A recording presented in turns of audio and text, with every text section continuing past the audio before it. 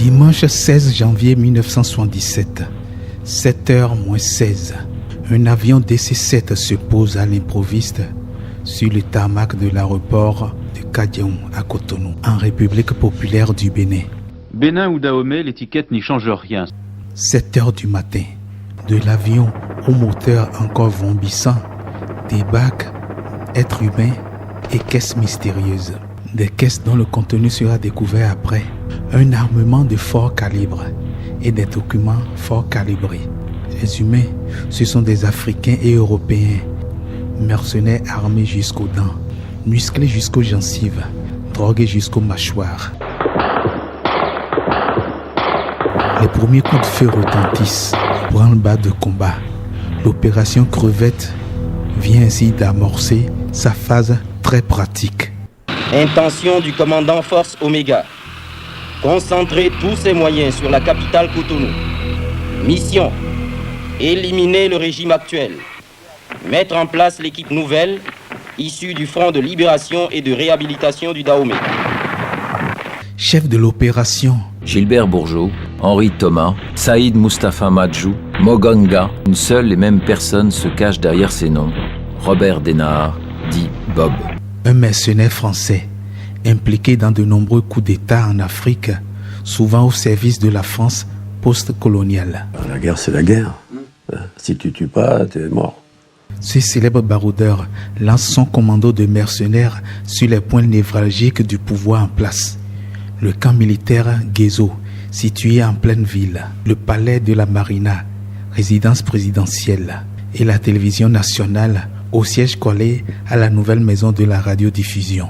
Mais l'ancienne maison était toujours opérationnelle. Nous avons été attaqués au petit matin. Nous avions décidé de faire travailler notre ancienne maison de la radiodiffusion. Et quand la voix du président Kékou a tourné, oser lutter, oser vaincre l'impérialisme, eh bien ça a été la débandade générale. Il nous passe d'où est partie la voix. À l'heure où nous vous parlons, nos unités de combat sont à pied d'œuvre et défendent avec un acharnement révolutionnaire les points stratégiques de notre ville agressée.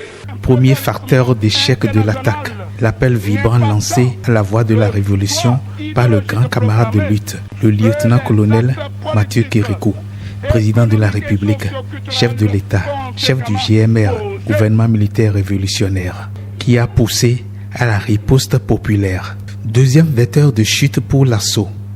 Les civils armés de coupe-coupe, de machettes, de roues, de haches ou de pioches sortis de leur maison pour tenir tête aux envahisseurs. Troisième tracteur de défaite des assaillants. En vertu d'accords de coopération entre républiques socialistes, des soldats nord-coréens présents à Cotonou ont prêté main forte à l'armée béninoise déterminée à en terminer avec les mercenaires qui se retrouvent en terre minée. Près de 3 heures de combat, 10 heures, Bob Denard lance un repli stratégique vers l'aéroport. Stratégie radieuse pour ses premiers soldats qui sautent dans l'avion aux hélices encore vrombissantes. Mais stratégie hideuse pour une dizaine de mercenaires blessés, abandonnés à leur sort. Le seul assaillant survivant, c'est lui, le Guinéen Ba Alpha Oumaro. Lorsque l'avion est parti, je suis allé me camoufler dans un buisson et j'avais sur moi mon fusil et des chargeurs et c'est là que je suis allé. Lorsque les hommes sont arrivés, j'ai levé tranquillement les bras et je me suis constitué prisonnier. Ils sont au nombre de 7. Ces Béninois victimes de l'agression temporaire. La place érigée en leur mémoire est baptisée Place des Martyrs, puis rebaptisée Place du Souvenir.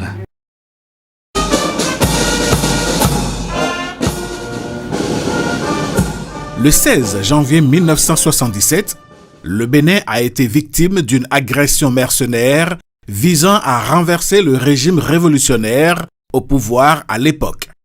L'armée béninoise aujourd'hui honore la mémoire des militaires ainsi que celle des citoyens qui ont donné leur vie pour défendre la patrie. Il y a 48 ans, notre pays était attaqué. Des militaires, des civils mobilisés et déterminés ont fait face à la menace et notre pays n'est pas tombé. C'est le lieu pour moi aujourd'hui de rendre hommage à ces Béninois qui ont défendu le Bénin avec brio. Aujourd'hui, notre pays est à nouveau attaqué. J'ai une pensée pour les camarades tombés sur le champ d'honneur dans le cadre de l'opération Mirador. Je leur rends hommage pour leur bravoure. J'ai une pensée pour les parents. Je leur présente toutes mes condoléances. 48 ans après, c'est à une autre agression que fait face le Bénin. Le Bénin a toujours recherché la synergie d'action dans la sous-région. Le président de la République du Bénin s'est rendu 2 fois au Burkina Faso. Je me suis rendu 2 fois au Burkina Faso pour proposer que nous travaillions ensemble. Je suis persuadé qu'un jour, ça se fera, je ne désespère pas. Même chose pour le Togo avec qui nous travaillons très bien. Nous recherchons, nous Béninois, nous recherchons cette synergie d'action et nous ne désespérons pas que très bientôt, nous allons ensemble, avec tous les pays du voisinage, travailler ensemble pour faire face au terrorisme. Parce que, voyez-vous, le terrorisme travaille en réseau. Ils font fi des frontières. Nous avons le devoir de nous entendre pour lui opposer une réponse qui est à la mesure de ce qu'ils font.